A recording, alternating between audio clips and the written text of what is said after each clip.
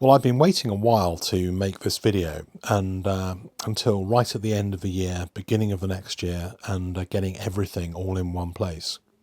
And it's quite interesting that there's a long history in the Royal Mint of making a number of different varieties of coin in one year. Look at 1887, for example, where you had all of the regional mints. You had the Jubilee head, you had the Shieldback, you had the Young head. So this isn't a new thing, and I think that 2017 will go down as being a pretty key year for British coin collectors and sovereign collectors in particular. And I just wanted to focus on what is pretty much the whole range of coins for 2017. So let's start with the Sapphire Jubilee coin. This was a strike on the day sovereign. So it was made on the 6th of February 2017. They made 750 of these coins. And you can see here that the COA says that it is a brilliant uncirculated coin. In other words, it has a special Royal Mint finish, which is handheld, triple strike, but not a bullion sovereign. It is a special sovereign made with special dies in a special way, but it isn't a proof.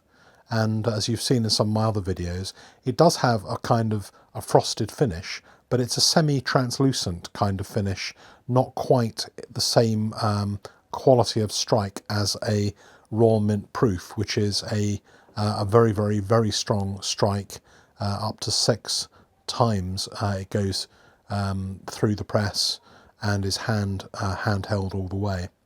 So what you've got here is a limited edition, struck on one day, 750 coins, and I guess this is the start of the disingenuous Royal Mint marketing that you'll hear a little bit more of right towards the end of this video.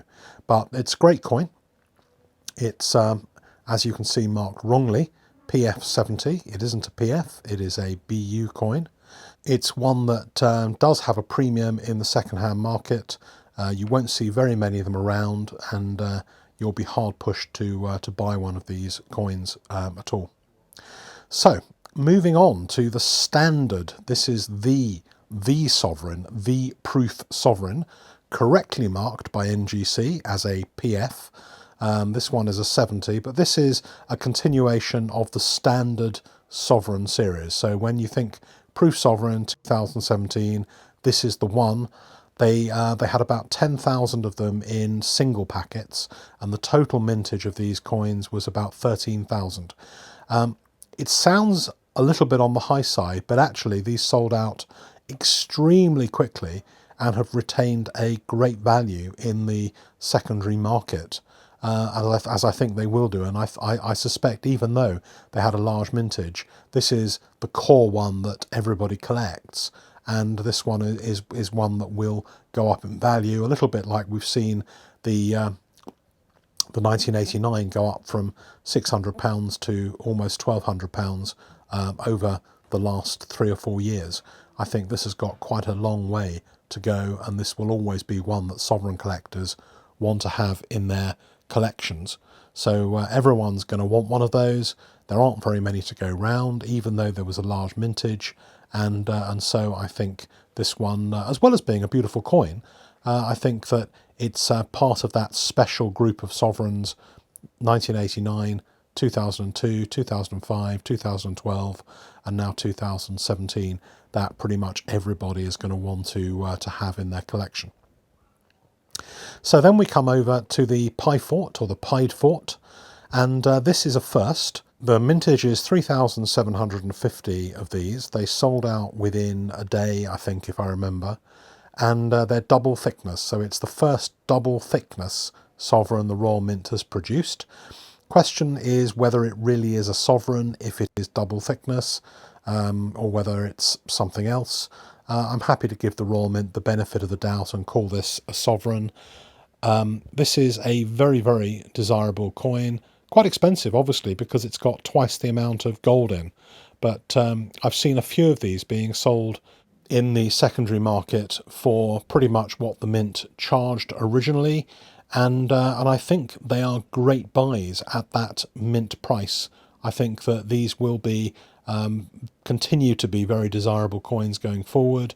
They've got the special design on them. It was the first year of the PIEDFORT production, although we might see that in future years, including 2018 in some way. It has the special design, and that marks it out, I think, as being a premium coin. I think if you do see one of these being sold at a lowish premium and you want one, then don't miss it. I've noticed when they do come up for sale, they do get snapped up very, very quickly. I think a number of people bought quite a few, and particularly this time of year, people have to pay taxes and all those things. So you suddenly see a few fire sales of these kind of coins that they bought too many of in the market. Anyway, moving on, we have possibly my favourite of the year's sovereigns. This is the Strike on the Day, 1st of July 2017. They made 1,817 of these special coins. They were again marked as proof coins by NGC and PCGS. It didn't help the fact that the Royal Mint misprinted the COA and itself called it a proof coin, later changed and they tried to retrieve all the COAs and replace them with ones that said brilliant uncirculated. So it isn't a proof finish. This one is called a PF. It has the kind of mislabeling by NGC. It has a plain edge rim, a little bit like the 1937 specimen coins. And I think that with only 1,817 of these, and they sold out very, very quickly, I suspect that that one is going to be, going forward, one of the key coins in this 2017 range. So another 2017 sovereign, this time from India.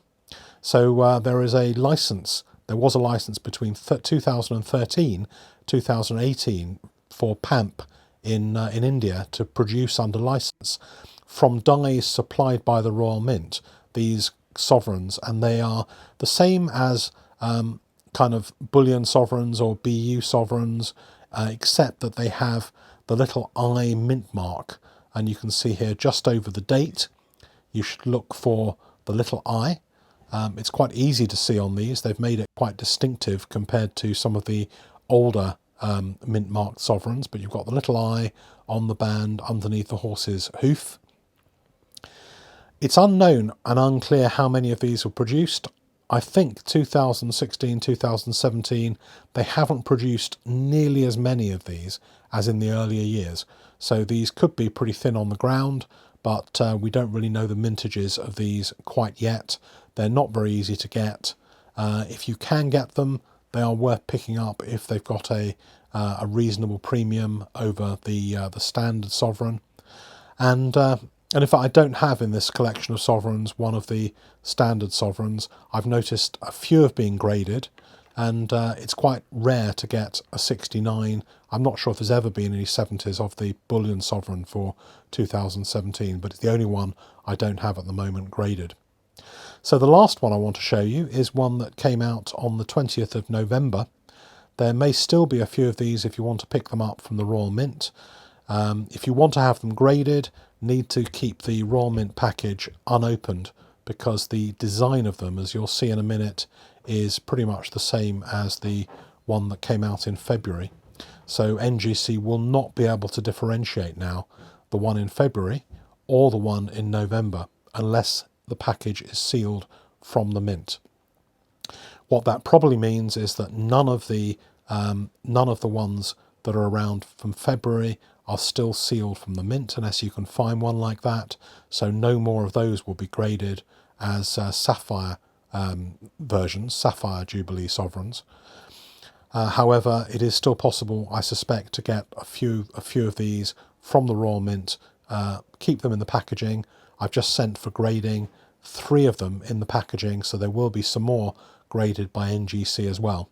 Here's the 2 together. Sapphire Jubilee, Platinum Wedding Anniversary, both exactly the same coin, but 750 of each produced on different days of the year. But as you can see, nothing really to distinguish these two coins.